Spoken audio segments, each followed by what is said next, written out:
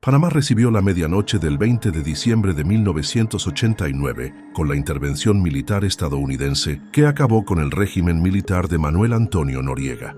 Horas después, el presidente estadounidense George Herbert Bush brindó un discurso a las 7 de la mañana de aquel día 20, explicando los motivos que lo llevaron a ordenar la invasión a Panamá. Las razones de Bush para la invasión proporcionaron una justificación suficiente para establecer la aprobación y el apoyo bipartidista del Congreso estadounidense.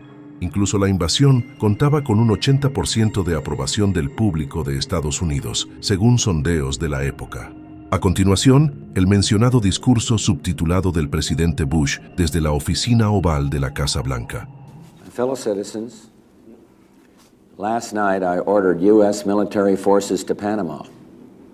No president takes such action lightly. This morning, I want to tell you what I did and why I did it. For nearly 2 years, the United States, the nations of Latin America and the Caribbean, have worked together to resolve the crisis in Panama. The goals of the United States have been to safeguard the lives of Americans, to defend democracy in Panama, to combat drug trafficking, and to protect the integrity of the Panama Canal Treaty. Many attempts have been made to resolve this crisis through diplomacy and negotiations. All were rejected by the dictator of Panama, General Manuel Noriega, an indicted drug trafficker.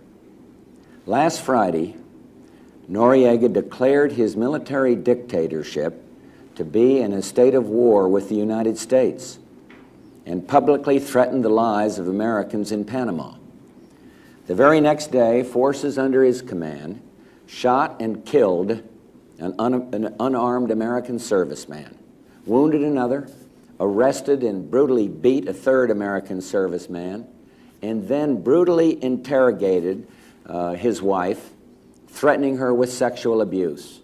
That was enough. General Noriega's reckless threats and attacks upon Americans in Panama created an imminent danger to the 35,000 American citizens in Panama. As president, I have no higher obligation than to safeguard the lives of American citizens. And that is why I directed our armed forces to protect the lives of American citizens in Panama and to bring General Noriega to justice in the United States. I contacted the bipartisan leadership of Congress last night and informed them of this decision. And after taking this action, I also talked with leaders in Latin America, the Caribbean, and those of other U.S. allies.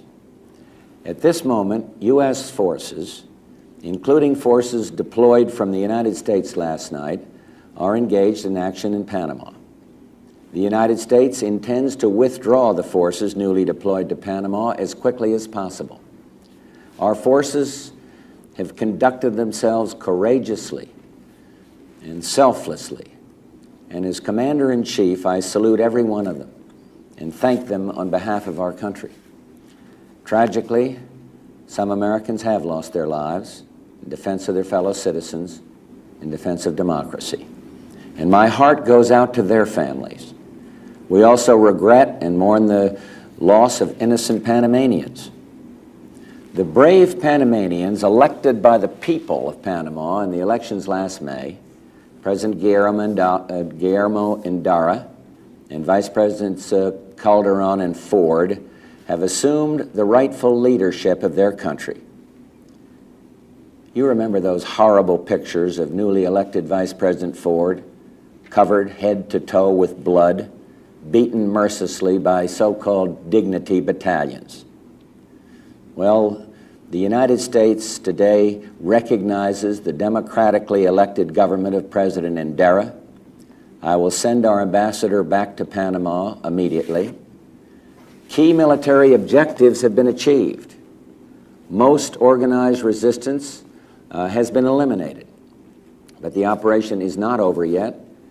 General Noriega is in hiding, and nevertheless, yesterday, a dictator ruled Panama, and today, constitutionally elected leaders govern.